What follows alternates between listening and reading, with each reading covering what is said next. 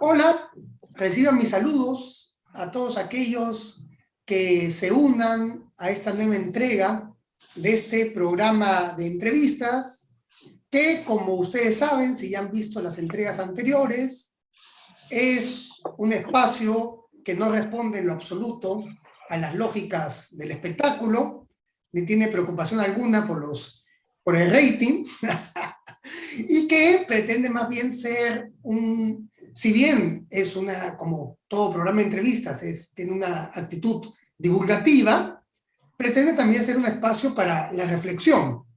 Y yo procuro invitar gente de distintas tendencias y sobre todo me interesa mucho invitar intelectuales que estén pensando fuera de las tendencias hegemónicas de la academia, porque yo creo que en el momento en que todos empezamos a leer a los mismos autores, empezamos a citar los mismos libros, coincidimos políticamente en todo, ahí empieza a haber un gran problema de endogamia intelectual, ¿no? Y yo creo que parte de la honestidad en la formación intelectual es escuchar a personas que con seriedad piensan distinto a nosotros y tienen otros enfoques, porque ahí se da el crecimiento, ¿no? En ese diálogo, en esa dialéctica, digamos, ¿no? No una dialéctica en el sentido de confrontación necesariamente, ¿no? Sino más bien una dialéctica dialógica, ¿no? Y que no pretende acabar en una síntesis, sino más bien en un continuo proceso de recreación intelectual, para no quedarnos estancados y cristalizados. Y bueno, yo he tenido la suerte de conocer la obra del profesor Ricardo Lenin Falla Carrillo. Primero, podrá parecer un poco anecdótico, hasta frívolo, superficial, a través del Facebook.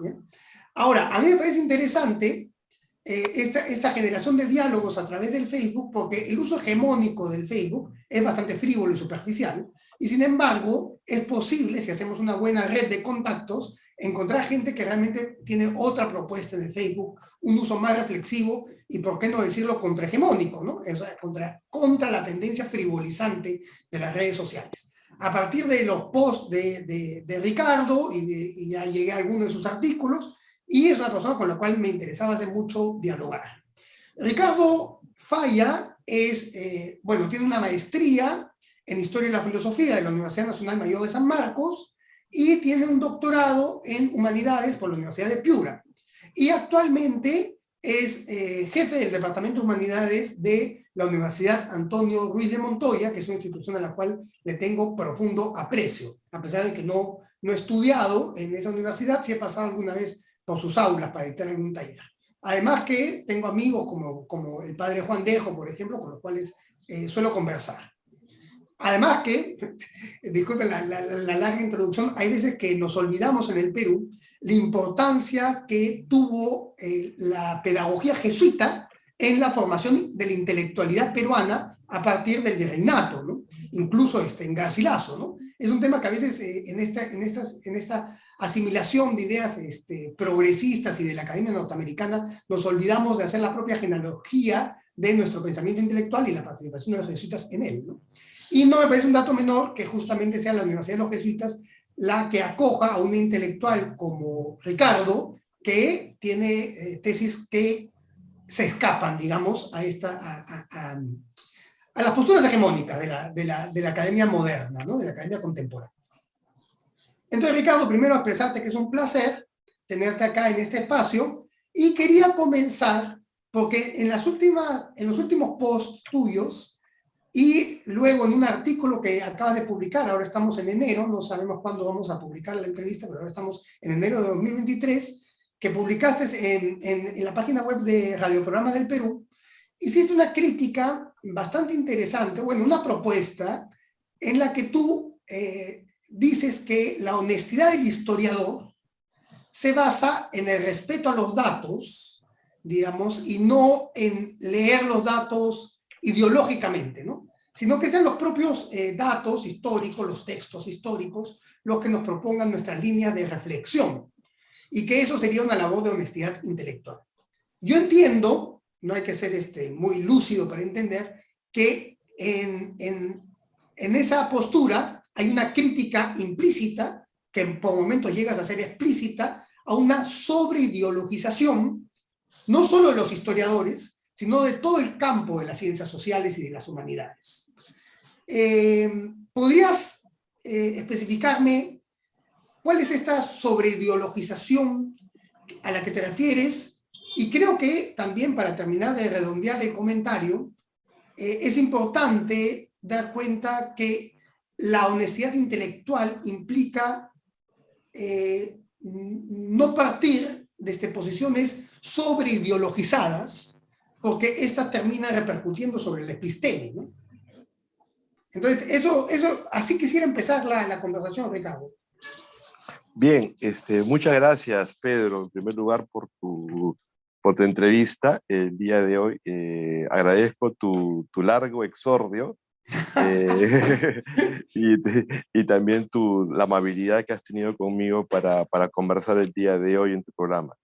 En primer lugar, este artículo al que tú has referido tiene un primer párrafo, y ese primer párrafo yo me pongo en la posición del que no conoce de historia, que es el lector común, ¿no es cierto? Porque una cosa es estar interesado por la historia, y otra cosa es conocer de métodos históricos, de teoría de la historia, pero la mayoría de nosotros no somos, pues, historiadores con un método historiográfico, con conocimientos teóricos, somos lectores de la historia comunes, ¿no? Yo pienso en aquel lector, por ejemplo, que simplemente quiere entender un poco qué ha pasado con su país, ¿no? Bien, ese lector, por ejemplo, no sabe muchas veces que el historiador que está escribiendo un texto de historia parte de una premisa no solo metodológica, sino de un marco teórico, y también que este historiador o este intelectual, este científico social también posee un conjunto de ideas, ¿no? Políticas, económicas, y finalmente profesa una orientación ideológica y política, ¿cierto? Entonces, me pongo en esa posición, me pongo en la posición de lector neófito, de lector interesado, pero que no es historiador, no es intelectual, ¿no? Y yo creo que por eso debe haber una responsabilidad, o sea, justamente porque no todos los que nos leemos pues, hemos pasado por las ciencias sociales y las humanidades. O sea, la enorme mayoría de personas han estudiado otras profesiones o se dedican a labores comunes, o sea, otras labores pues, productivas, laborales, XX, ¿no? Entonces, yo creo que por eso la responsabilidad es mayor, ¿no? Y sobre todo, pienso yo que no solamente se trata del lector neófito, sino también de las orientaciones que pueden crear estas perspectivas cuando no se examinan de manera exhaustiva, ¿eh?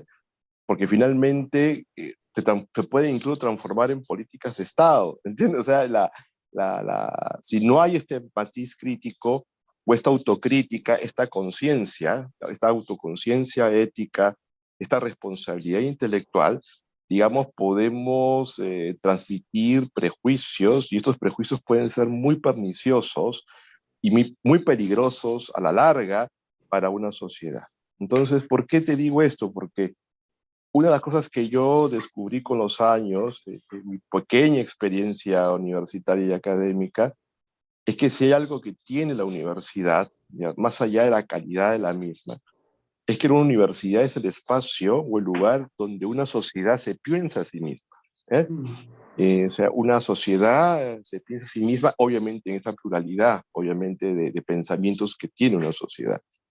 Y ese pensamiento generado en el mundo universitario, en el mundo académico, por alguna razón que he estudiado, obviamente por diversas razones, llegan a tener impacto en las decisiones políticas, ¿no es cierto? Y pueden ser a veces muy acertadas, pero también, por el contrario, pueden ser muy desacertadas. Entonces, por eso mismo es más que un artículo de decir, quedarme solamente en la búsqueda de la verdad, porque es algo que yo he profundizado últimamente. Eso de todo la responsabilidad intelectual que tenemos los sociólogos, los antropólogos, los filósofos, los literatos, los historiadores, los politólogos, algo de esa confederación de labores intelectuales en las que estamos los humanistas y los científicos sociales, ¿no? Tenemos una enorme responsabilidad y justamente porque tenemos esa responsabilidad, tenemos que ser muy honestos con lo que investigamos, ¿no? Muy honestos al momento de indagar las cosas. Y para ello, sí, sí, te Quisiera hacer escucho. una pequeña intervención ahí. Disculpa, ¿no? Sí, no, no, no, está muy bien. Quisiera hacer solo una pequeña intervención que me parece muy importante, el hecho de que tú estás pensando en una producción intelectual académica, pero que no se circunscribe solamente al ámbito académico, sino que tiene una responsabilidad hacia la sociedad. Ujú. Y que, por lo tanto, no puede caer en excesos de esa jerga técnica, sino que también tiene que hablar a la gente, porque el intelectual debe participar activamente de los procesos sociales. Y, por lo tanto, hay una ética ahí no solo de la difusión de los conocimientos, sino de hacerlos con honestidad. Eso nomás quería puntualizar para explicitarlo desde mi punto de vista, ¿no? Sí, claro, justamente por ahí va, ¿no? Lo que tú has apostillado muy bien, ¿no?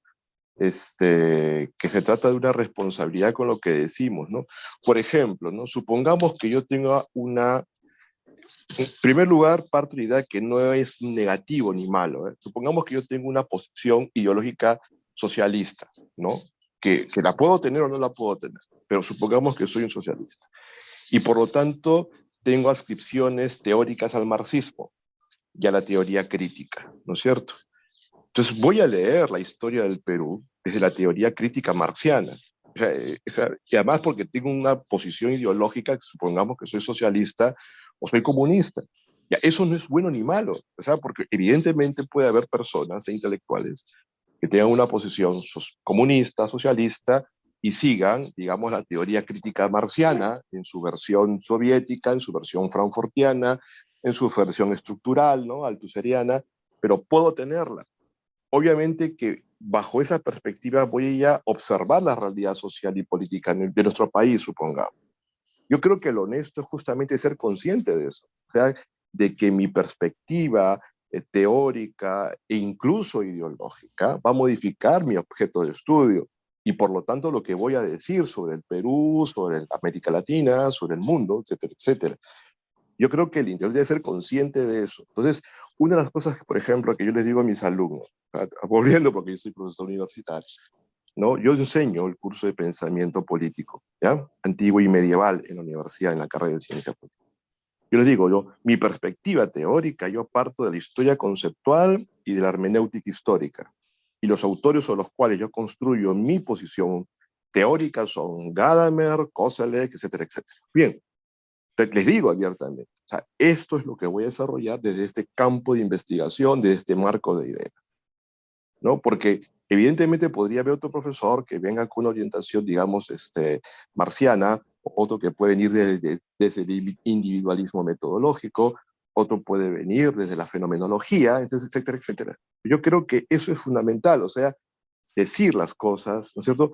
Y evidentemente que esa posición teórica va a modificar mi objeto de estudio. Pero eso lo sabemos lo que estamos en el ámbito académico.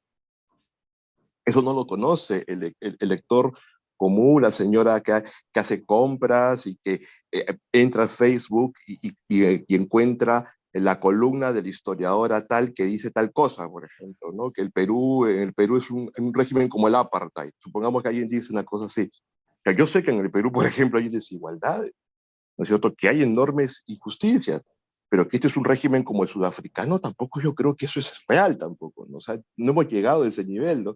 Al menos en los últimos 100 años no lo he visto, pero hay gente que abiertamente lo dice.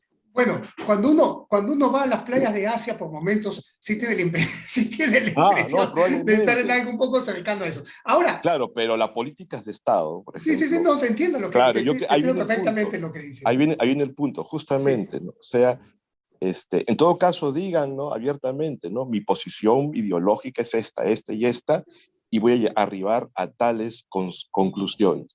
Yo creo que eso es muy interesante. A menos yo, Ya, claro, quizás. ahora Ricardo, pero yo creo que eso se puede complejizar aún un poco más, ¿ya? Ah, totalmente. Porque yo lo que veo cuando, o sea, una de las cosas que me atrae, digamos, de tus publicaciones en Facebook, es que es muy difícil definir tu línea política. Y con eso yo me siento bastante identificado, porque yo creo que finalmente los seres humanos somos profundamente heterogéneos. Una persona puede tener aspectos conservadores, aspectos socialistas, aspectos liberales. O sea, somos una playa de complejidades, ¿no? Y yo creo que justamente cuando uno asume una teoría crítica de manera militante y se propone como un activista de la intelectualidad, ahí sí hay un problema epistemológico. Y eso no quita que, por ejemplo, yo pueda ver en las ideas marxistas una crítica muy interesante al capitalismo decimonónico, pero que tal vez ya no son del todo válidas para nuestra fecha, ¿no? Porque el capitalismo también ha variado profundamente. Entonces, si volvemos a la idea inicial de que toda práctica académica es una práctica esencialmente filosófica, ¿no? No hay práctica académica sin filosofía de fondo, sin marco teórico, sin aquello que estoy llamado marco teórico, reflexión metodológica, y vamos a la idea platónica de que la filosofía nace del asombro. Entonces, digamos, el exceso ideológico, yo no digo que no podamos ser desideologizados completamente, pero el exceso ideológico sí puede ser un problema epistémico real, porque ya no leemos los textos, sino que queremos que los textos digan aquello que nosotros queremos que los textos digan. Y eso sí es bastante problemático, porque yo creo que, por ejemplo, los que trabajamos con hermenéutica, con los textos, ¿no?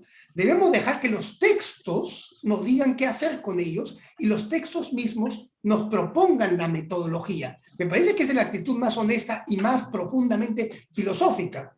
No sé cómo lo ves tú esto. Totalmente de acuerdo, ¿no? O sea, una de las cosas que acabas de decir, que yo tengo una posición política inclasificable. Y si tú te has dado cuenta de eso, entonces he tenido éxito, entre comillas, ¿no? Porque yo soy de las personas que piensan que muchas de los referentes políticos de la modernidad están superados. Ya, Claro, totalmente. totalmente, o Claro. sea, totalmente. Ya, yo en general me cuesta mucho ver las cosas de una posición binaria. O sea, yo creo que eventualmente puede haber procesos en la historia o circunstancias en las que sí se puede tener una posición terminante, ¿no? Por ejemplo, frente, supongamos, un acto desnable como la violación de un niño, o sea, ahí, o una niña, o sea, yo creo que ahí sí hay, Claro, sí porque son podemos, imperativos éticos, ¿no? así es, muy bien, Pedro, muy bien, de acuerdo, ahí sí, o sea, no se puede tener, ¿no? ¿No? El respecto o la destrucción del medio ambiente, sobre el cual tú tienes una reflexión muy interesante, ¿no? Sobre la preocupación medioambiental y todo esto. Yo creo que también ahí sí, o sea, ahí sí tenemos que cuidar la casa común, ¿no? O sea, tenemos que cuidar la vida de los más vulnerables. O sea, ahí sí yo creo que sí, no hay dudas. ¿No? Nos ponemos al lado de la vida, al lado del bien, al lado de esas cosas. Pero respecto al mundo académico, yo creo que es hay otra dimensión ahí, ¿no? Y no se cae el relativismo. Ya, yo sí parto de una posición, como tú dices, platónica, pero más que platónica, aristotélica en todo caso, ¿no? O sea, de una razón que se va adaptando a las circunstancias en las que ella va desarrollando, observando, entendiendo, ¿no?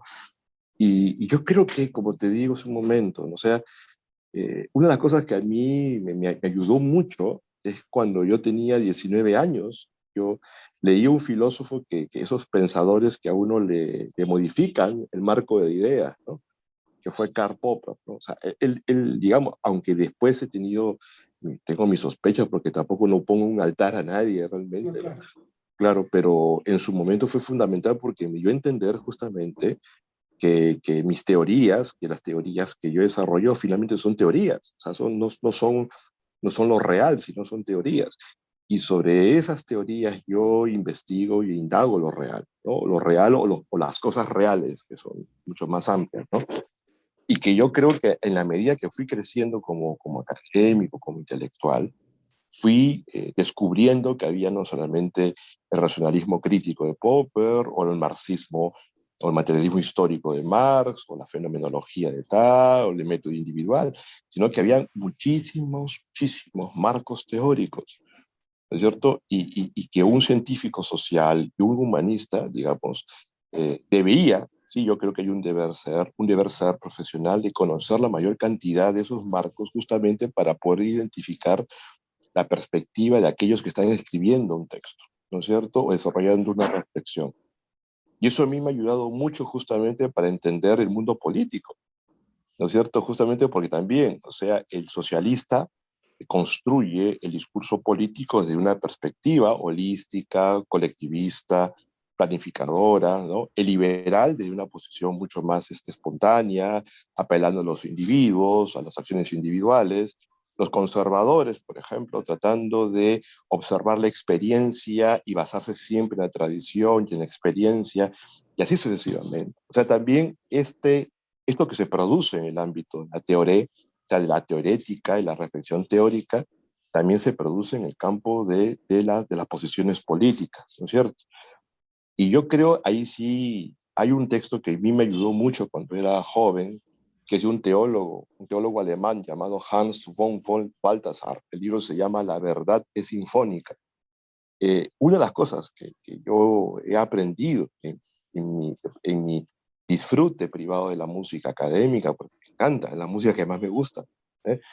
Es que justamente ahí entendí lo que es el sentido de la verdad. Es una construcción, más que una construcción, la verdad vendría a ser una especie de gran conformación de diferentes secciones de instrumentos, ¿no? Donde están los vientos, están las cuerdas, están las percusiones, y vamos construyendo de diferentes concepciones, orientaciones. Por eso cuando tú me dices, esto es inclasificable en términos políticos, es cierto, porque yo sí o sea, tomo las cosas, al menos yo las puedo ubicar, quizás por mi flexibilidad teórica, que puedo identificar aspectos muy positivos en el socialismo, ¿no? Pero también en el liberalismo, pero también en el conservadurismo.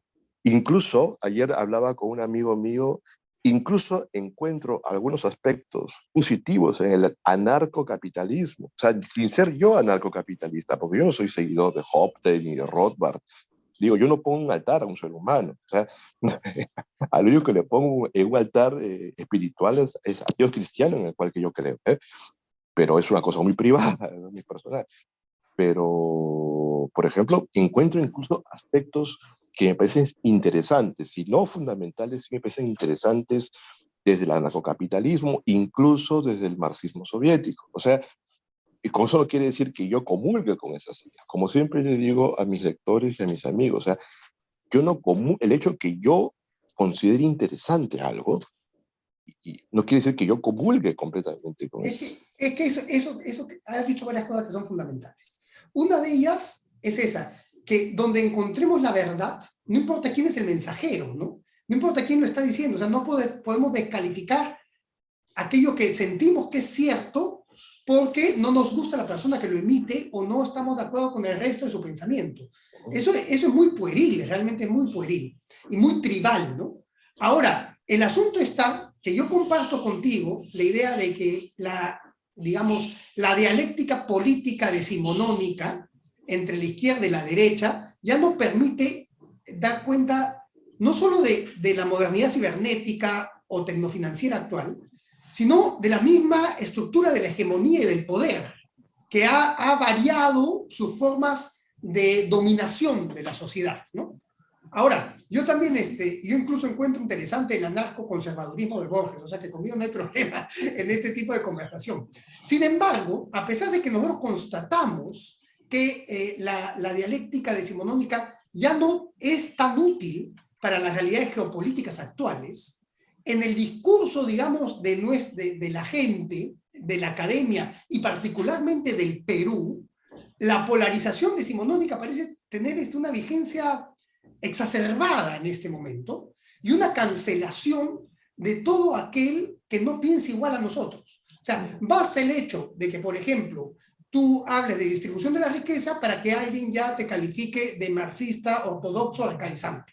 O, por ejemplo, que tú hables de libre mercado o de liberación de la economía o de libre flujo de capital, digamos, sin el control estatal, para que eso ya te convierta a ti en un fujimorista.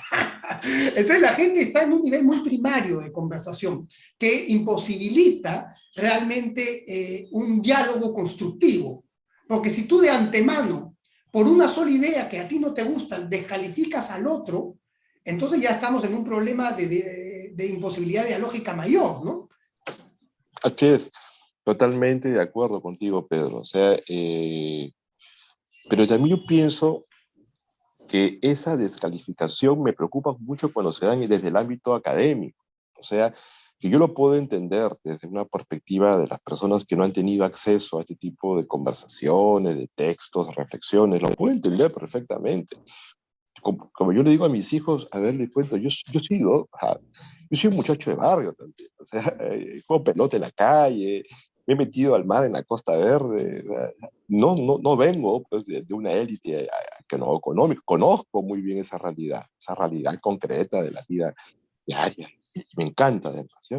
La disfruto más de lo que mucha gente cree incluso, pero que estos prejuicios se desarrollen en el ámbito académico o esta bipolarización, este maniqueísmo que se ve en el ámbito académico me parece preocupante y hasta no solamente preocupante, alarmante, sino incluso lacerante. O sea, me lacera porque yo siempre he considerado, a menos desde mi experiencia y perspectiva, que el ámbito académico es un ámbito de libertad. O sea, yo creo que una de las cosas que cuando yo opté por la vida que opté, lo opté porque me sentía profundamente libre, o sea, libre en el sentido eh, como el pez en el agua, ¿no? Sentía, bueno, aquí es un mundo de ideas, un mundo de reflexiones, pero cuando comencé a ver esto a comienzo del 2010, una tendencia mundial, no solamente es en el Perú, ¿no? 2010, 12 en adelante, o sea, cada vez lo peligroso que significa pensar, ¿no? Lo peligroso que significa decir cosas, lo peligroso que significa expresar ideas, opiniones o teorizar.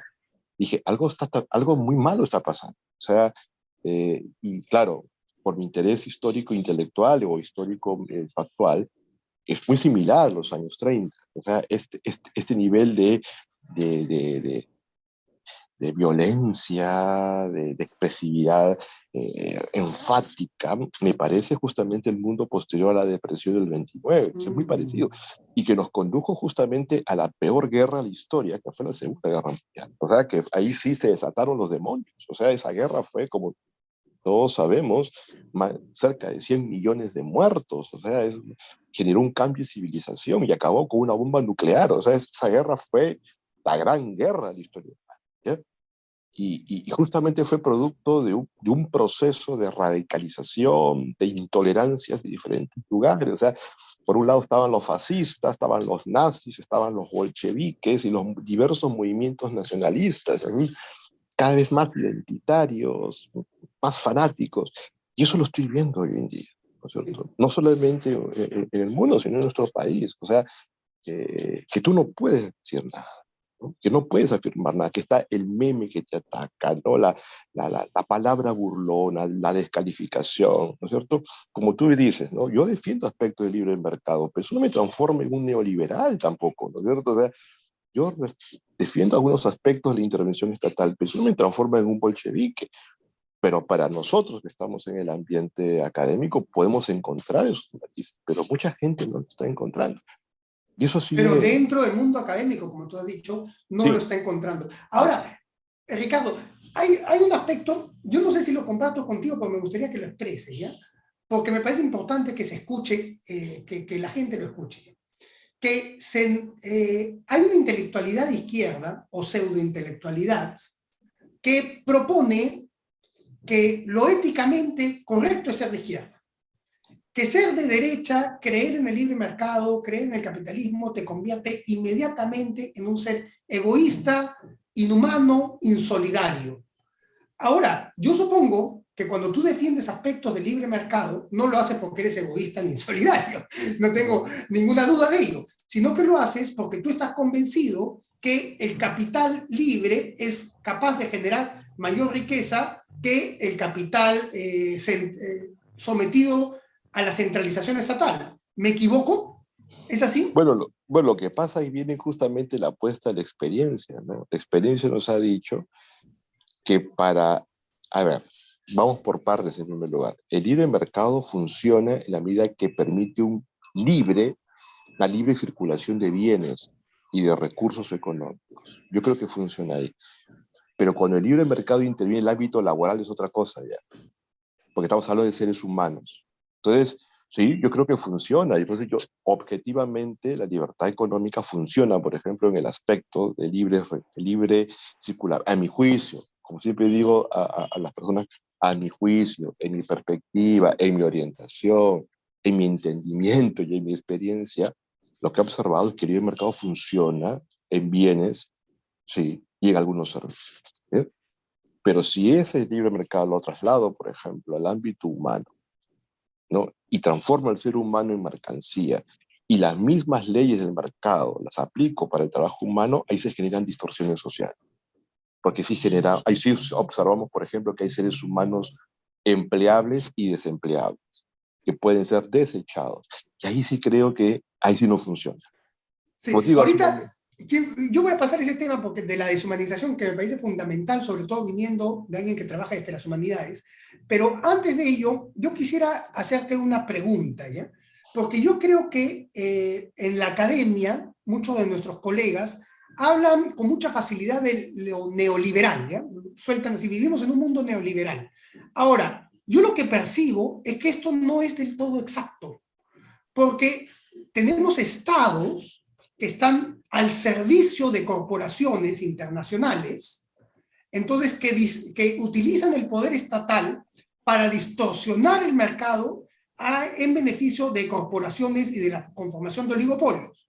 En el Perú, por ejemplo, el caso de la corrupción de Odebrecht es justamente eso, un estado que desnaturaliza el mercado por su intervención. Entonces, no estamos viviendo exactamente en un régimen liberal, sino en un neomercantilismo. ¿Estoy en lo correcto? ¿Piensas lo mismo? sí, totalmente. O sea, el mercantilismo justamente es la unión entre la actividad capitalista y el Estado. Entonces, claro, históricamente es así, además. Y Entonces, pero justamente, esto es importante puntualizarlo porque tenemos que saber contra qué estamos combatiendo, ¿no? pero O justamente qué estamos analizando. tú acabas de decir una palabra fundamental, ¿no? Neoliberalismo. Cuando el otro día yo leí un artículo para que sea árbitro una publicación académica y dice ahí, ¿no? Palabra neoliberalismo. Entonces yo digo, ¿neoliberalismo según quién?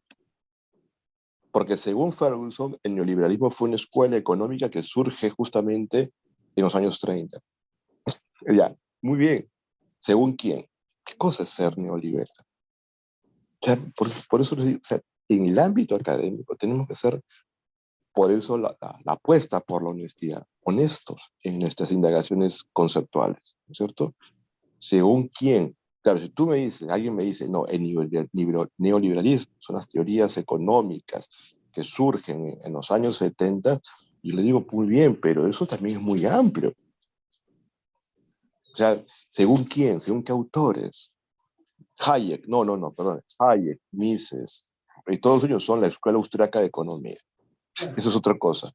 Son minarquistas y creen en esto, que no es lo mismo que Por ejemplo, son cosas que yo he investigado, ¿cierto? Que me he dado el trabajo de hacer, de investigar Sí. porque me apasionan además, porque Y digamos que más allá de la teoría, lo que vemos en la práctica económica no es exactamente no, al contrario, neoliberalismo, ¿no? no, al menos en mi opinión, no, lo que yo observo es una creciente intervención estatal, pero lo que ocurre es algo y muy grande, o sea, justamente después de la pandemia, los estados han tomado mucho más participación en el mundo económico, pero porque también me lo explico, obviamente. Si el Estado no intervenía en la economía, esto se venía abajo a nivel mundial, había una catástrofe social y cultural inimaginable, sin duda. Pero que esto es un esquema neoliberal, pero viene un punto, o sea, ¿qué entiende mucha gente? Por ejemplo, una de las cosas que me llamó la atención, cuando veo un documento de un partido político en el Perú que acusaban al expresidente, que ahora está fuera, el expresidente, ya sabes quién fue, lo acusaban de haber traicionado la propuesta del pueblo y que era un presidente neoliberal. Y yo me quedé, claro, y yo me quedé sorprendido, ¿no? O sea, No, es y lo, tremendo, es tremendo, es tremendo, o sea, es ¿cómo pueden tremendo. decir que el expresidente era neoliberal? ¿No es cierto? Entonces yo digo, ¿no? O cuando alguien abiertamente me ha dicho que el otro día los comentarios que yo recibo en redes, ahí me dicen, ¿cierto? Seguro que usted es un fascista fujimorista. Yo digo, ¿qué entiende? No, la gente tiene una facilidad para el adjetivo que es impresionante, ¿no? Claro. Ahora, cuando uno lee, por ejemplo, a Herbert Spencer, que ha sido muy criticado por cierto darwinismo social, también encuentra, por ejemplo, que para él el liberalismo en la práctica nunca existió, porque el régimen de la Inglaterra del siglo XIX era un régimen imperial que imponía sus posiciones económicas a sangre y fuego en la India, ¿no? Entonces nunca existió. Entonces, yo creo que hay que ser bastante más fino en la lectura de las cosas. Ahora, ya para entrar al tema del rol de las humanidades, hay pensadores como por ejemplo Harari, yo no sé si tú has leído a Harari, que es un poco promotor de la utopía tecnofinanciera, aunque él se hace el sueco, ¿no? Como se diría popularmente, pero es un poco promotor de esta utopía tecnofinanciera, y él lo que dice es que el liberalismo, tal como se entendía, está en riesgo. Ahora, tú has planteado el tema de la intervención estatal a partir de la pandemia, de la intervención estatal a nivel económico, que según tu posición, si no intervenía el Estado, todo esto colapsaba. Pero lo que es indudable es que los estados también han cumplido un rol de vigilancia que podría ser entendido que va en desmedro de las libertades. Y esto es lo que básicamente profetizaba desde antes que sucediera la pandemia Harari, con el asunto de la tecnovigilancia, ¿no? Y de la primacía del control ejercido por estados, pero al servicio de una gobernanza que se pretende global. Entonces, frente a esta pérdida de las libertades, ¿cuál sería el rol de un humanismo entendido o ejercido desde una universidad católica como la tuya, ¿no? Como la Universidad Antonio Ruiz de Montoya? Y a esto quisiera agregar que el tema de la tecnovigilancia también se engarza con lo que Heidegger llamaba la primacía de las lógicas cibernéticas, en la que lo único que da valía al ser es la eficiencia y la productividad, y no aquello, y esto va en desmedro de necesidades más profundas del ser humano, como son la solidaridad, la comunicación, la comunidad, el sentimiento de participar de la vida humana, social y cósmica, ¿no? Y también del vínculo con lo divino, ¿no? Que para aquellos que venimos de una formación cristiana es lo que da sentido a la existencia, lo que permite que el ser se realice de forma plena.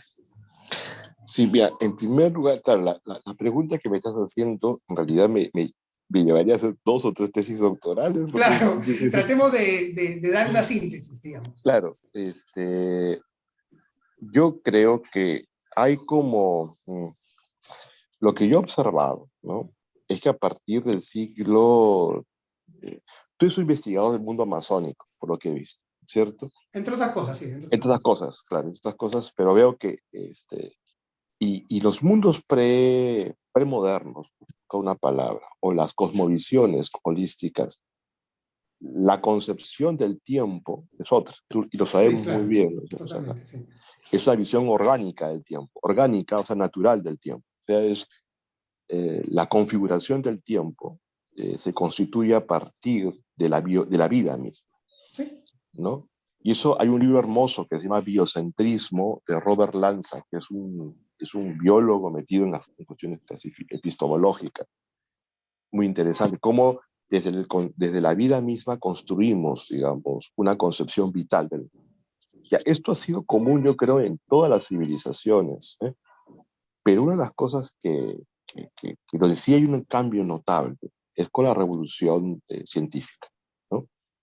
La revolución científica, aparte del cristianismo, porque ya el cristianismo nos ofreció una visión del tiempo lineal, ¿ya?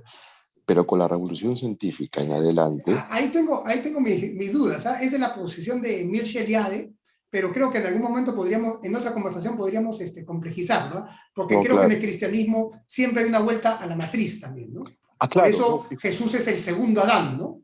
Claro, ahí viene un punto, que hay están justamente, ¿no? Una de las cosas que me parecen fascinantes en un artículo mío que publiqué en Chile el año pasado, que se llama Transhumanismo, tiempo y secularización de la historia. Ah, qué buen Justamente, título, qué buen título. sí, Sí. sí, lo puedes encontrar en línea, está ahí. Fue editado por la revista Ética de la Universidad de Chile. ¿Ya? Ahí está, se llama así. Transhumanismo, tiempo y secuela, que es la primera parte de una investigación que va a salir ahorita la segunda parte en otra revista en Brasil, que es donde bueno, van a verlo ya, pues son sistemas del tiempo.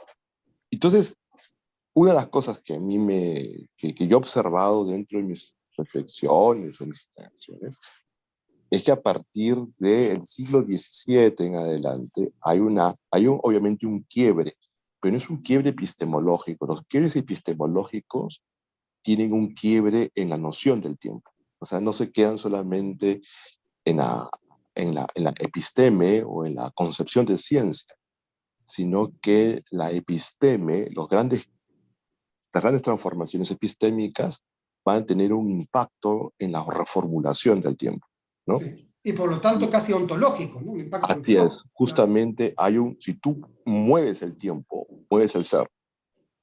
Entonces, eso se dio cuenta Heidegger, eso es clarísimo, Bien ¿no? interesante, ¿no? Porque la episteme forma ontologías, ¿no? Es Pero muy, totalmente, claro, pero claro, o forma sea, mundos, ¿no? pero por supuesto, sí, ya, con un libro que a mí me ayudó mucho fue el libro de Niklas Luhmann y de Peter Berger, La construcción social de la realidad. Entonces, para mí fue un libro que para mí cuando lo leí en la universidad fue fundamental. Bueno, son esos libros que uno lee en tu propio caminar, que nadie me lo mandó a leer, porque nadie sabía esas cosas muy bien en el Perú, pero lo leí, me puse a leer y entendí muchas cosas a partir de eso, ¿no? Harari, por ejemplo, cuando plantea el concepto de orden imaginado, no lo dice, yo creo que es una deshonestidad de Harari, pero él toma el concepto de Berger y Luhmann, ¿no? De la construcción social, lo que es el orden imaginado, ¿no? Harari. Sí, yo creo que Entonces, Harari tiene muchas deshonestidades y sí, también ciertos aspectos de prefilosóficos. Sí, no, el tipo sería un mezquino, uno dice cosas muy interesantes, ¿no? Y además, temas interesantes los ha puesto en debate a mucha gente, o sea, sí. Y lo, ha lo ha hecho llevado, de una manera divulgativa importante, ¿no? hace yo, Pero claro, yo como creo que tiene, es un pensador que entraña serios peligros también. Pero bueno, sí, te escucho, te no, escucho. estoy de acuerdo contigo. Estoy de acuerdo contigo, pero por eso mismo bueno, Por sería eso hay que totalmente. leerlo, pues, claro, por eso Ah, hay que claro. leerlo. Así Por es. eso hay que leerlo, ¿no? Entonces, no leer memes sobre él, sino leerlo, Sí, ¿cierto? leerlo a él directamente, así es. Claro, como me dicen mis colegas que están en contra de Hayek, ¿no? ¿Pero tú has leído algo de Hayek? Me dicen, no, no lo he leído. ¿Cómo puedes estar en contra de Claro. Hayek? Si no has leído, pero por lo menos lee Caminos a la servidumbre. No, no, no, no. Ni Pero lo siquiera mismo saben. podemos decir de los que están en contra de Marx, ¿no? Ahí está. Lo que pasa es que de la DBA, yo podría esperar eso, porque siempre lo he visto, no sé, siempre lo he visto, o sea, que critican a Marx sin haber leído ni siquiera el manifiesto comunista, o sea, ¿no es cierto? Ya, bueno, entonces, hay un quiebre en la noción del tiempo en el siglo XVIII, por ahí, ¿no? Y que genera una nueva ontología respecto al mundo, ¿no? Ya, y obviamente si genera una nueva ontología, genera una nueva antropología también. O sea, Sí, claro. esta nueva antropología, esta concepción del ser humano, es la que yo estoy observando que es el puente del que habla Nietzsche, ¿no? Que es este puente que es el transhumano. Y, y ahí viene justamente mis reflexiones finales sobre el transhumanismo, ¿no? O sea, yo creo que el transhumanismo solamente se puede entender si, solo si se ha modificado la estructura del tiempo. O sea, por eso, una secularización de la estructura del tiempo, en un ser secular, se puede entender el transhumanismo. Y también creo que es un requisito para entender el transhumanismo el cambio previo de la erradicación del anima mundi, ¿no? Y concebir a la naturaleza como res extensa que es infinitamente manipulable por el ser humano. O sea, si ya todo es infinitamente manipulable porque no tiene alma, lo único que faltaba era quitarle alma al ser humano para que también la naturaleza humana sea infinitamente manipulable por la ingeniería genética y las interfaces cerebro-ordenador, ¿no? Claro, pero viene un tema, ¿no? Que ahí podemos ver esta realidad, desde la crítica o desde la aceptación estoica. O sea, hay algunos que se rebelan frente a esto, ¿cierto? Y por eso, para finalizar la conversación, desde las humanidades y desde las humanidades de una universidad cristiana, católica, de formación jesuítica, con toda, digamos, la reflexión que hay teológica desde el catolicismo sobre estos temas, ¿cuál crees tú que sería el rol que debería jugarse? Bueno, yo creo que lo que está en yo creo que en primer lugar es la apuesta por el diálogo con la naturaleza. Pero cuando hablamos de diálogo con la naturaleza, no es un diálogo en términos solamente mágicos, sino que pueden serlos también, ¿no? Pero también yo creo que es un diálogo con la naturaleza en términos respetuosos y responsables, en primer lugar, ¿no? El segundo punto es y darnos cuenta que estamos en una nueva edad del humanismo. O sea, eso es lo que, en un texto que sale ahorita en este primer trimestre, que hablo, se llama Las cuatro edades del humanismo, es un texto que he desarrollado, estamos en la última edad, en la nueva edad del humanismo, la cuarta edad que es el humanismo intercultural, ¿eh? ¿Cierto? Que es el humanismo intercultural, que es el humanismo con el diálogo con el universo natural también, o sea, con el otro, pero también con la naturaleza. Por lo Mm, tanto, sería una reflexión antropológica que va más allá del humano. pero que va más allá del humano, pero que crece desde lo humano, porque no Claro. podemos tener otra No es post-humanista, claro. es que no podemos ser otra cosa más que humanos. O sea, Así es, en efecto, está clarísimo. cuando a mí alguien me dice que tu perspectiva es muy antropocéntrica, yo les digo con total, porque les digo con total ingenuidad, casi lo único, pero ¿qué otra posición puedo tener si no es la de un humano? O sea, yo hasta el momento yo no soy pues una coliflor ni tampoco un choclo, ¿no? O sea, soy un ser humano. Y mi posición es como ser humano, obviamente. Claro, lo interesante es que el antropocentrismo es ineludible, porque siempre vamos a ver desde nuestra perspectiva humana, No pero el puede, antropocentrismo no implica ser un antropocentrismo dominador, destructor del otro, sino que más ya, bien puede realizarse una reflexión humanística en la que la realización plena del ser no se contraponga al vínculo cósmico y al bienestar del conjunto vital, ¿no? No tiene que una cosa no tiene que ver con la otra. tú acabas de decir algo, ¿no es cierto?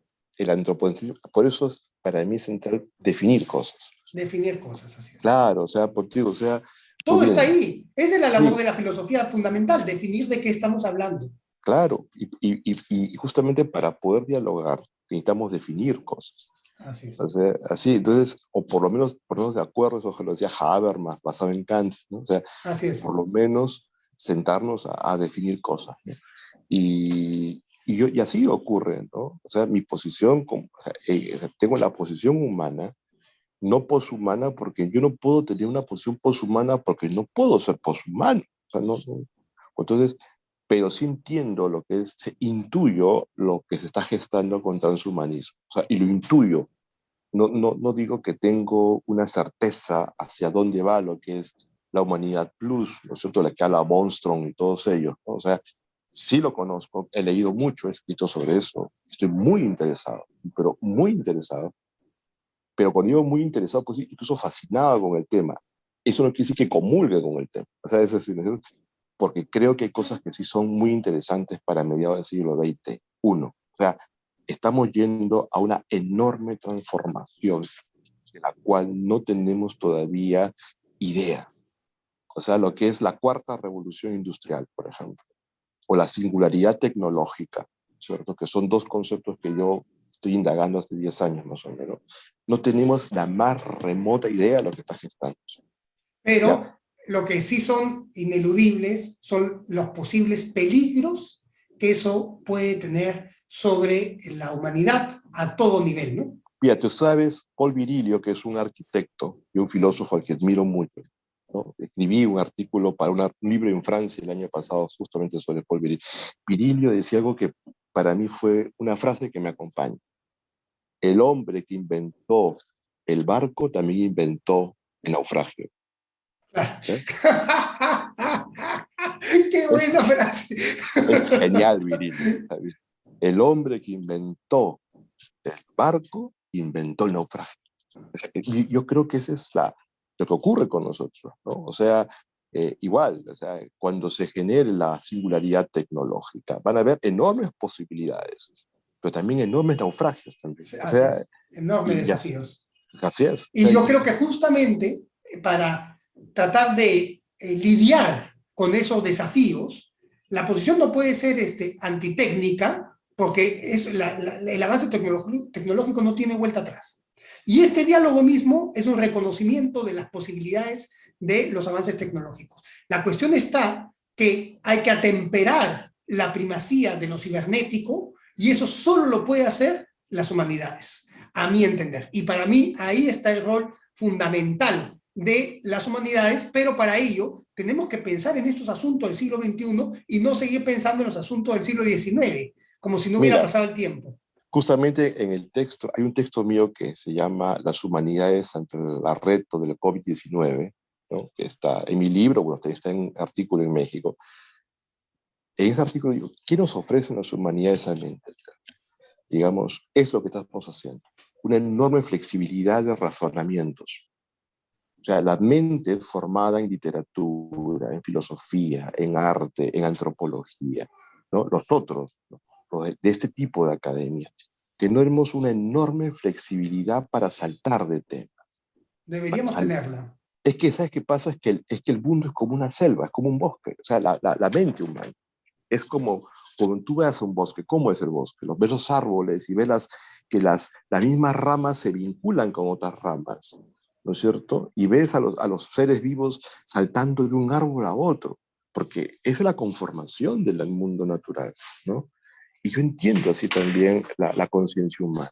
Claro, Y muy yo buena creo la que metáfora, sí. y yo creo que las humanidades nos otorgan esa enorme potencialidad de saltar de un tema a otro sin traicionar el tema. O sea, y por eso Sin las caer en humanidades, superficialidades. así Claro. es. ¿Y por qué? Porque las humanidades nos permiten penetrar en la condición de lo que nosotros somos. O sea, cuando, a ver, tú conoces, sabes, eres escritor, o sea, cuando uno se mete en el ámbito de la poesía o de la novela, escarbamos en la condición del ser humano. Y eso ocurre con la música, con la pintura, con la filosofía, con las artes. O sea, entonces, si nosotros tenemos esta enorme posibilidad de meternos en estas tradiciones de pensamiento, estamos, en teoría, entre comillas, vacunados contra los estereotipos, contra el fanatismo. Entonces yo creo que ahí viene el reto de las humanidades. Las humanidades nos ofrecen esta enorme posibilidad de pensar el mundo complejo de manera compleja, Bueno, ¿no? con eso, con ese pensamiento, Ricardo, vamos a terminar esta conversación. Me ratifico en lo que pensé que iba a suceder. Ha sido una conversación muy grata, muy interesante, y estoy seguro que aquellos que se den el tiempo de verla la van a apreciar también. Te agradezco por tu generosidad y porque en verdad siento que estás sembrando escuela, digamos, de un pensamiento complejo que es muy importante para un momento de tanta polarización. Así que muchas gracias. A ti, gracias por tu tiempo y tu paciencia. Nos vemos. Hasta luego, pues.